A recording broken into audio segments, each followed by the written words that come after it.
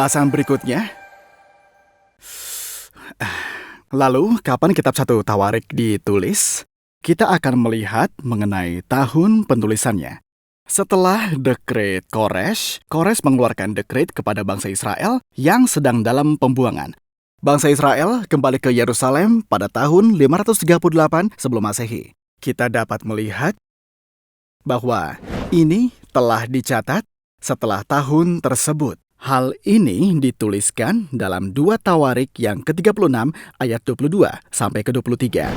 Dikatakan bahwa keputusan Raja Kores keluar karena Tuhan telah menggerakkan hati Kores, Raja Persia itu, untuk menggenapi firman Tuhan yang telah diucapkan oleh Nabi Yeremia. Kitab 2 Tawarik ditutup dengan keterangan ini. Oleh karena itu, berdasarkan semua hal yang ada di sini, dapat kita terima bahwa kitab Tawarik ditulis setelah dekret Kores telah diumumkan. Jadi, ketika mereka kembali dan hidup sekarang, mungkin 100 tahun telah berlalu, pasti ditulis pada masa tertentu. Mungkin ditulis selama pelayanan Ezra atau Nehemia atau setelah pelayanan. Setelah dekret Kores, kita bisa berpikir secara terbuka mengenai zaman yang ternyata lebih luas dan kita bisa melihat lebih rinci sekarang mungkin sebagai pelayanan Ezra dan juga sebagai pelayanan Nehemia atau pelayanan setelahnya. Mari kita lihat di sini. Itu dikarenakan jika kita melihat 1 Tawarik yang ketiga ayat 17 sampai ke 24, di sana tertulis daftar dari orang-orang yang telah kembali dari tawanan. Nah, jika kita melihat dengan seksama dari 1 Tawarik yang ketiga, ayat yang ke-17 dikatakan di sana bahwa ialah Sealtiel anaknya. Jadi diperkirakan bahwa ini tidak digunakan selama pelayanan Ezra dan juga pelayanan Nehemia setelah masa penawanan tersebut. Dan dalam 1 Tawarik, penulis tidak hanya menulis menurut pemikirannya saja, tetapi menulis sesuai dengan panggilan dari Tuhan.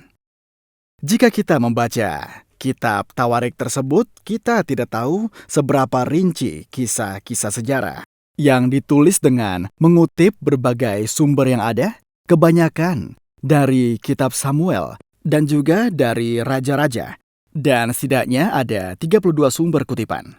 Jadi dengan ini kita dapat melihat bahwa penulis kitab Tawarik itu sangat teliti dan menggunakan banyak sekali data untuk menyajikan fakta sejarah dengan jelas.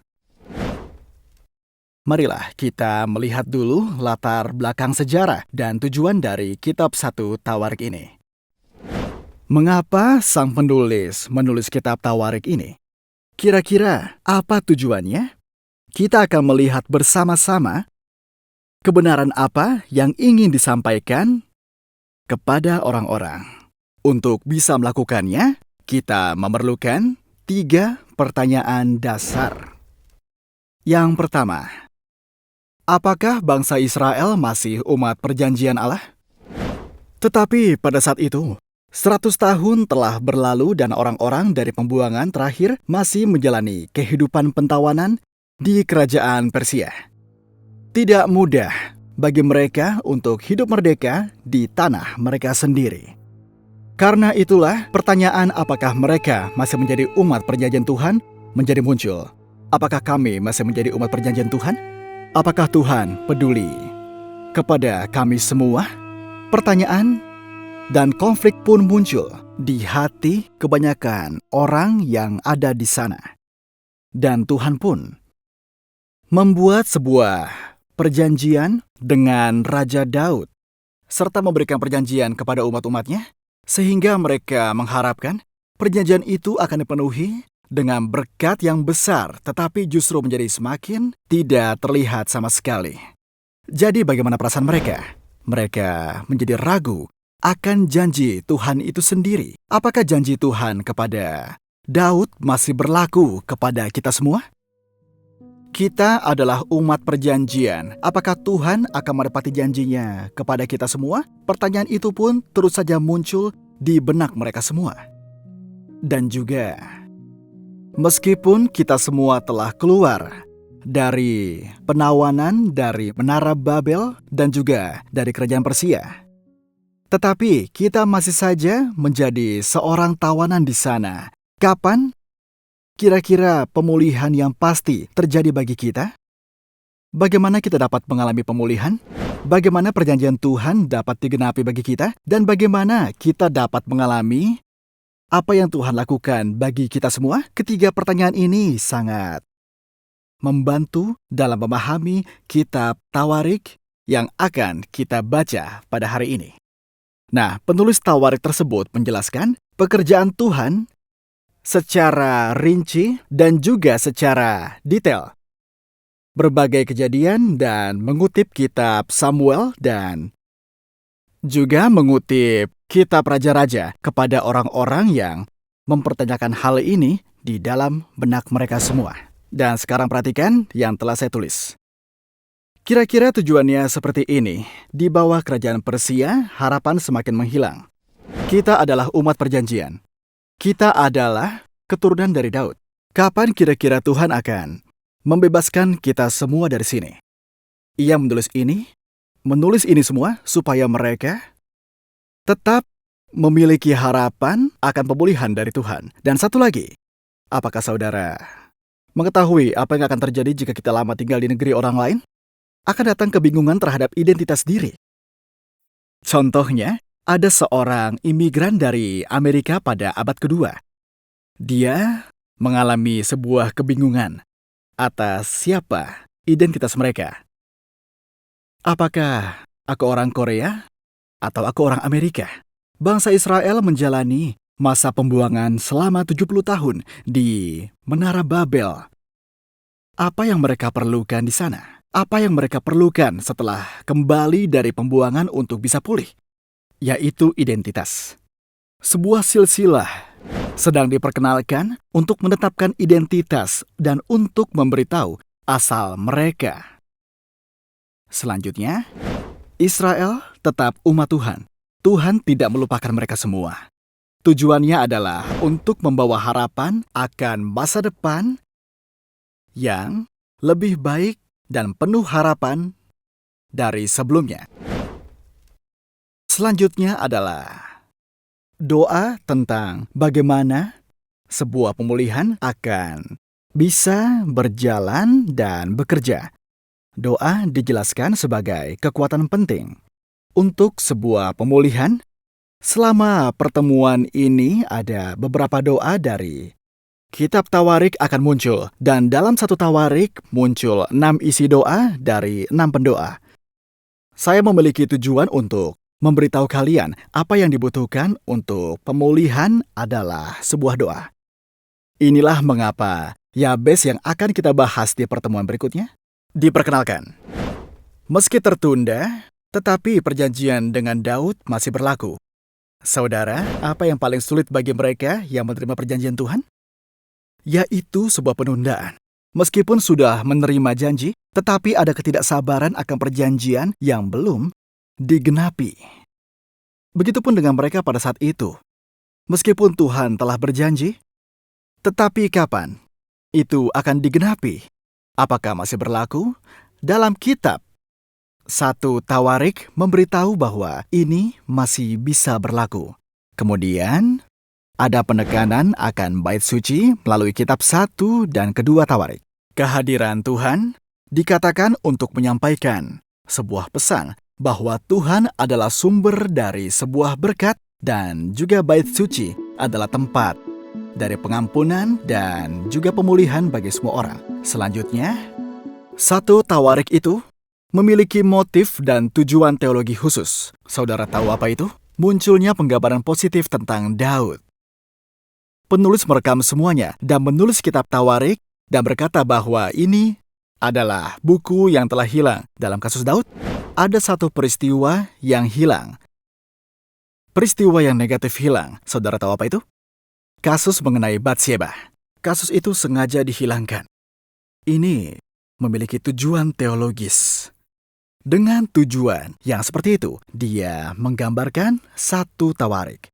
Bagaimanapun, hanya dengan melihat 7 dari tujuan ini, kita dapat melihat perkataan dari para ilmuwan yang mengatakan bahwa satu tawarik adalah ladang dari sebuah pemulihan yang tidak akan sia-sia. Saat membaca satu tawarik, gereja Korea dan orang percaya akan mengalami sebuah pemulihan. Dan sekarang ketika kita mempelajari kitab satu tawarik, yang penting adalah struktur keseluruhannya. Saat kita mempelajari Alkitab, hal yang baik adalah untuk membuat gambaran besar dari keseluruhan dan kemudian membahasnya secara mendetail. Karena itulah, agar kita bisa menikmati dan memahami kitab satu tawarik, sebaiknya kita menggambarkan gambaran besarnya terlebih dahulu, seperti kita melihat hutannya, lalu kita memasuki jalan setapak yang ada di dalam hutan. Pada saat ini, kita akan melihat hutan besar kitab tawarik bersama-sama. Satu tawarik dapat dibagi menjadi 4 bagian. Yang pertama, yaitu silsilah. Tadi saya sudah jelaskan. Saudara tahu berapa banyak pasal untuk memperkenalkan silsilah? Yaitu sebanyak 9 pasal. Saudara, saat membaca Alkitab, kita senang membaca Injil Matius sehingga kita merasa perlu memulai pembacaan Alkitab. Pada saat tahun baru, dengan membaca Injil Matius, kita suka membaca Perjanjian Baru. Apa yang keluar saat kita pertama kali membuka Injil Matius itu? Yaitu silsilah. Ini membuat kita patah semangat. Tetapi, silsilah Injil Matius hanya 1 pasal. Sementara di kitab satu tawarik ada berapa pasal? Silsilah dalam satu tawarik muncul lebih dari 9 pasal. Betul sekali. Bisa saja ini dianggap sebagai obat tidur. Namun, jika kita mempelajari silsilah dengan baik, ini mengandung rahasia rohani yang besar. Silsilah ini terdiri dari nenek moyang Israel pada pasal pertama, lalu pada pasal 2 hingga pasal ke-8, kemudian pasal ke-9 kembalinya orang-orang dari pembuangan. Di bagian kedua, selanjutnya ciri ketiga dan keempat adalah Raja Daud. Jika kita melihat satu tawarik, sebagian besar fokus pada satu orang. Siapakah dia? Yaitu Daud. Karena itu, pasal 10 hingga 12 adalah kematian Saul. Lalu pasal 11 adalah penobatan Daud sebagai seorang raja. Ini berkaitan dengan perubahan dari Saul menuju Daud. Kemudian, diperkenalkan begitu banyak prajurit yang membantu Daud. Jadi, pasal ke-10 hingga ke-12 memperkenalkan kebangkitan Raja Daud. Lalu kemudian, pasal 13 hingga 20 adalah perjanjian Daud. Dapat dikatakan dia adalah inti dari kitab satu tawarik. Inti dari semua inti. Ada adegan pemindahan tabut perjanjian demi perjanjian dari Raja Daud. Kemudian keluar juga pertemuan langsung antara Tuhan dan Daud untuk membuat perjanjian yang baru. Kemudian setelah perjanjian itu, keluar berita tentang kemenangan Daud. Pasal yang ke-13 hingga pasal 20 didedikasikan untuk berfokus dalam memperkenalkan latar belakang perjanjian Daud. Dan hasilnya juga. Perjanjian Daud adalah inti. Kemudian bagian keempat yang terakhir adalah pasal 21 hingga yang ke-29. Ini adalah persiapan Daud untuk membangun bait suci. Sejalan dengan tujuan satu tawarik yang saya sampaikan tadi, bait suci sangat penting. Kita tidak dapat memahami satu tawarik tanpa adanya bait suci. Namun terungkap bagaimana Daud mempersiapkan bait suci, tempat dari hadirat Allah dan tempat dari janji Allah, serta tempat pengampunan dan pengharapan. Hal ini disampaikan dalam pasal 21 sampai 29 dan cerita penghitungan umat Israel muncul di bagian ini. Dilanjutkan dengan persiapan pembangunan dan tenaga kerja. Yang terakhir adalah wasiat terakhir dari Raja Daud. Jadi, kitab satu tawarik dimulai dengan silsilah, lalu sebagian besar isinya fokus kepada Raja Daud. Dan Daud pun naik tahta. Lalu Daud membuat perjanjian dengan Tuhan. Karena perjanjian itulah pembangunan bait Allah pun dipersiapkan. Dan kitab satu tawarik diakhiri dengan sebuah wasiat yang terakhir dari Raja Daud. Satu tawarik adalah buku yang berfokus kepada satu orang, yaitu Raja Daud. Ya, dilihat sekilas, kitab 1 Tawarik terbagi menjadi 4 bagian serta silsilahnya. Penobatan Daud, perjanjian Daud, persiapan untuk pembangunan bait suci oleh Daud dengan mengingat kembali keempat hal ini. Dan secara lebih sederhana, siapakah tokoh itu? Saya harap kita paham bahwa dia adalah Raja Daud. Nah, sekarang saya akan mengakhiri pertemuan kita pada hari ini. Hal apa yang harus kita terapkan dalam pertemuan pertama kita ini? Dan saya akan sampaikan sebanyak 3 hal pada kalian. Yang pertama, yang kita terapkan pada pertemuan ini adalah apakah akar identitas kita ada di dalam Kristus? Pasal 1 hingga 9 adalah sebuah silsilah, bukan obat tidur. Ini adalah tentang soal menemukan akar identitas kita. Apa identitas kita di dalam Kristus? Tentu, identitas kita adalah pengikut Yesus Kristus. Kita sebagai umat Kristiani harus memiliki identitas yang kokoh di dalam nama Kristus. Dan identitas bahwa kita adalah umat perjanjian Allah. Masuk ke poin kedua adalah tentang harapan apa yang kita miliki untuk pemulihan gereja Korea dan komunitas tempat kita berada. 1 Tawarik juga merupakan kitab yang ditulis dalam keadaan putus asa dan jangka waktu yang lama. Namun, semua itu Tuhanlah yang memberikan harapan di dalam keputusasaan. Oleh karena itu, saat membaca kitab 1 Tawarik, kita semua harus memiliki iman dan juga pengharapan baru sambil mengharapkan pemulihan gereja Tuhan, gereja Korea, dan komunitas di mana kita berada. Yang terakhir adalah, poin apa yang harus kita terapkan dalam situasi tanpa harapan? Penulis 1 Tawarik ingin memperkenalkan satu hal kepada orang-orang yang merasa putus asa. Apakah saudara tahu apa itu? Yaitu perjanjian.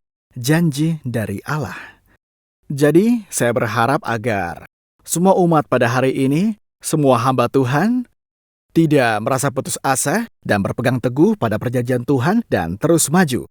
Bahkan jika menghadapi situasi yang sulit dan terkadang tanpa harapan di bidang pelayanan. Pertemuan hari ini berakhir sampai di sini. Pada pertemuan berikutnya, yaitu pertemuan kedua, kita akan melihat silsilah yang menjadi latar belakang kitab Tawarik. Kita akan melihat silsilah pada pertemuan kedua. Terima kasih telah menyaksikan. Sampai jumpa.